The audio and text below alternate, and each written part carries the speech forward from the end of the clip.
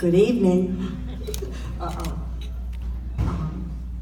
My daughters and I are honored and humbled to stand before you tonight as the honorary chairs of the Nashua Center's 15th annual Taste of the Towns, and I hope that my emotions will not get the best of me. Does this come off? Oh. Okay, this is better. I learned something from Brian. How do you like that? Okay. The Nashua Center has been a part of our lives since 1983, when a young man named Brian Young, some of you may know him, was hired as a teacher at the Nashua Center after having recently graduated from the University of Vermont. During those 34 years, Brian and I got married, raised a family of 2 beautiful daughters, gained 2 fabulous sons-in-law, and welcomed 3 spectacular grandchildren into our lives. We lost some dear people along the way, and we gained some dear people along the way. And during those 34 years, the Nashua Center was always there, sharing in our happiness and sadness, just as we have been sharing in the Nashua Center's happiness and sadness. When we were asked to address this wonderful audience, my daughters immediately said, "We need a theme for our speech." And we kept coming back to the theme of family. And it is a sense of family that brings us here tonight. Not many people are blessed enough to have their jobs be such an important part of their lives as to actually help shape the beliefs and values of their family. The Nashua Center has done that for us, for the Young family. We have been so included in the fabric of the community of the Nashua Center from the very beginning. In 1985, as the new executive director of the agency, Brian began including his school-age students of the Nashua Center into their own neighborhood public schools, a move toward inclusive education that was revolutionary for its time. People thought, wow, your first act as executive director is closing a program? But the goal of the Nashua Center is and always has been where independence grows. It's about inclusion, quality of life, and respect for all people. And these goals have influenced our family in remarkable ways. They've helped Brian and me to nurture our daughters, Jenna and Eliza, into the women who they are today. Over the years, many friends from the Nashua Center have shared meals with us, attended church with us, went camping with us, and through all of these experiences, these friends have challenged and inspired us. And tonight, we want to share just a couple of stories to highlight how these experiences with the Nashua Center have helped to shape our family's core values and beliefs that continually challenge the norm and inspired us to join in the Nashua Center's mission of breaking down barriers for individuals with disabilities. Before I share my story, I feel like I have to begin with a confession. So Adam Fancy is sitting over there. Adam is the first boy who I ever shared a bed with. Adam and I met when I was 4 and he was 7. He would come to our house for sleepovers and we would play outside, or as you will see in one of the pictures behind me, we'd play in the back of my dad's pickup truck. But don't worry, it was never running. My friendship with Adam developed over the years, and I had the opportunity to meet other members of the Nashua Center community as well.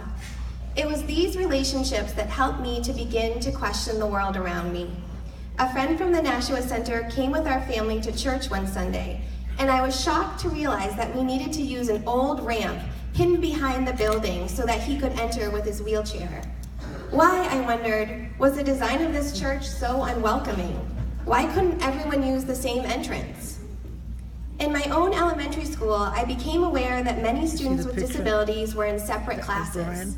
When I got to middle school, I started a petition against a separate playground that our school was building only for students with disabilities. I knew how much fun Adam and I had together, and I knew how my dad and his colleagues fought for inclusion.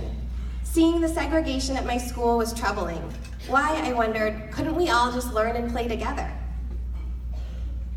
I also became aware that many of my friends were using a word that was absolutely forbidden in our household, the R word.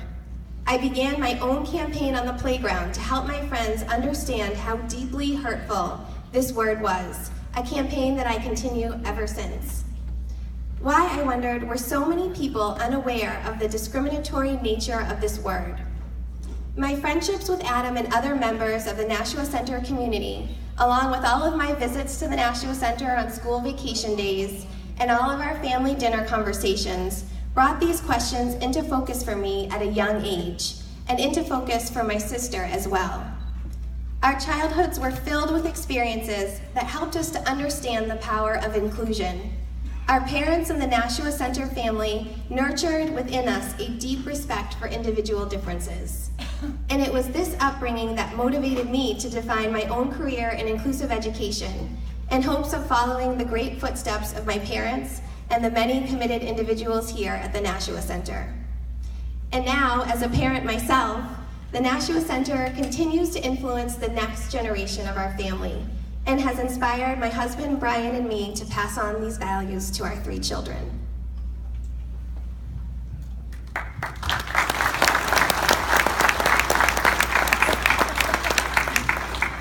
Like my sister, I also have to begin with a confession, although maybe not quite as shocking. I frequently find myself correcting people's use of language, my friends, my coworkers, and sometimes people who I don't even know. But this impulse is more than a simple correction of sentence structure. One of my personal crusades has been the use of person-first language and making sure that the people around me use this as well.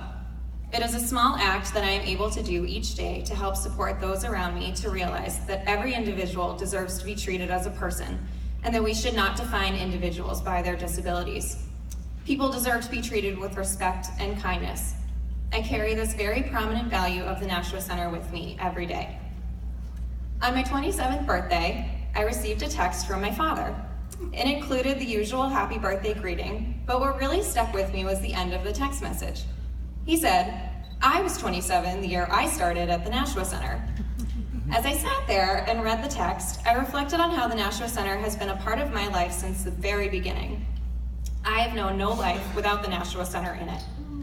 I can honestly say that countless elements of my personal character, ones that I am most proud, have been directly shaped by the influence of the Nashua Center. Each interaction I have with a person, whether it be a friend, family member, or new acquaintance, is approached with the core values that the Nashua Center stands for. And along with these core values, the Nashua Center family has also taught me something about passion and commitment. I received my father's text on my birthday while working in a place where I was quite unhappy. And I thought to myself, how can one person be at the same job for so long and be so happy and proud of what they do every day? My father and countless other employees, board members, and clients have found this happiness in the Nashua Center. And it is the sense of family that kept so many people connected to the Nashua Center. They share a common set of values and a common passion for their mission.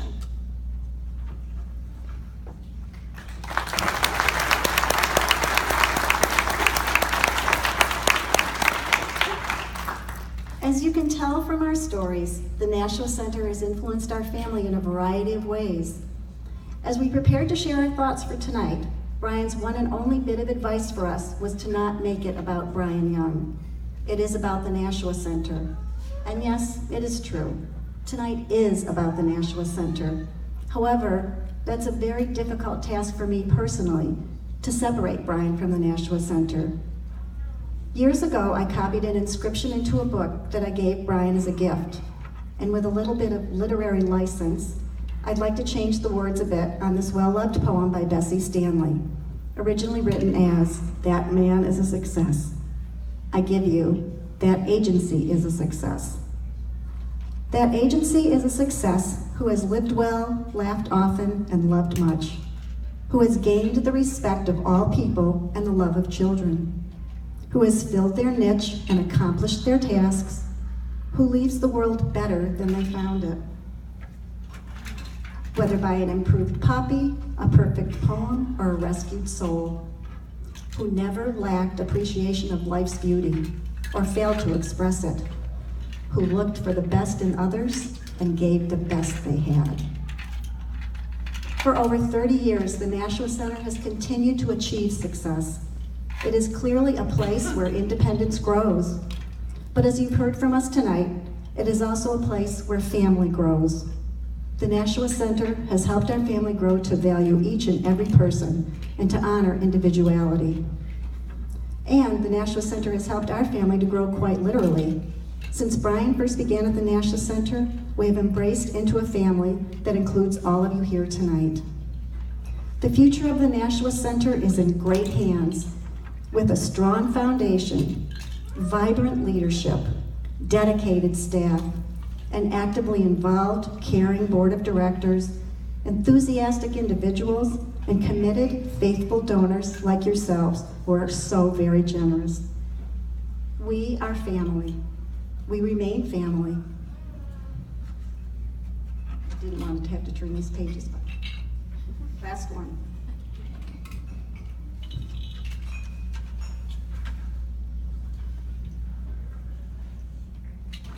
Come on, Lindy Lou. I can do this.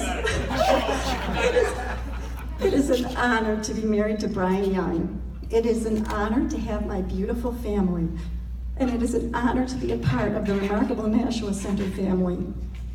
In the words of the immortal Stevie D, how lucky are we to have been on this journey together. Thank you all so much.